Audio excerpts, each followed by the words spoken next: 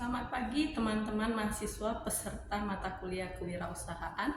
Pada modul 10 ini kita akan bicara tentang co-founder dan pembentukan tim. Kita akan bicara pada topik ini kenapa sebuah usaha itu perlu dijalankan oleh beberapa anggota tim, tidak dijalankan oleh seorang pendiri saja. Karena co-founder itu diperlukan untuk memberikan manfaat terhadap dukungan terhadap finansial daripada sebuah usaha. Lalu dengan adanya co-founder, kita juga bisa berbagi tanggung jawab terhadap co-founder, dan juga co-founder itu dengan segala keahliannya itu, pengalaman, networkingnya, serta kepribadiannya itu dapat membantu di dalam pengembangan sebuah usaha. Meskipun di dalam pencarian co-founder itu kita harus hati-hati karena co-founder itu harus memiliki visi dan misi yang sama dengan founder itu sendiri, sehingga startup yang kita dirikan ini akan bisa berkembang dan mencapai tujuan yang diinginkan.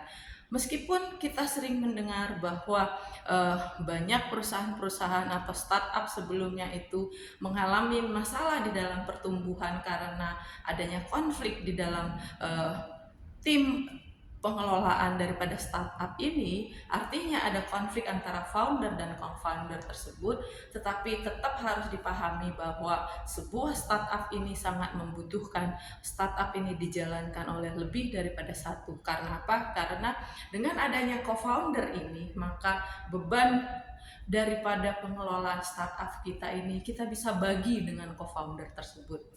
Nah, sekarang kita harus mencari tahu sebenarnya apa sih penyebab dari terjadinya konflik antara founder dan co-founder tersebut.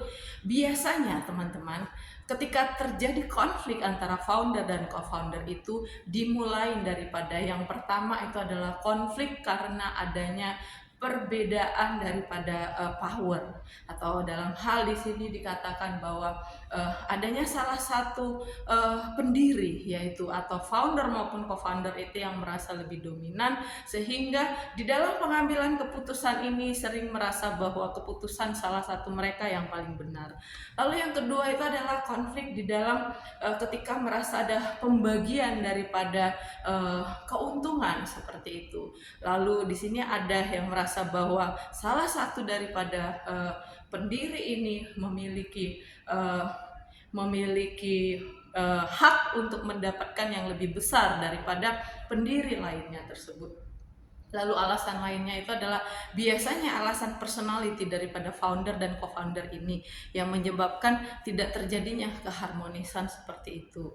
Tetapi kembali lagi, konflik-konflik tersebut bisa dapat kita atasi ketika kita mengetahui sumber daripada konflik itu sendiri.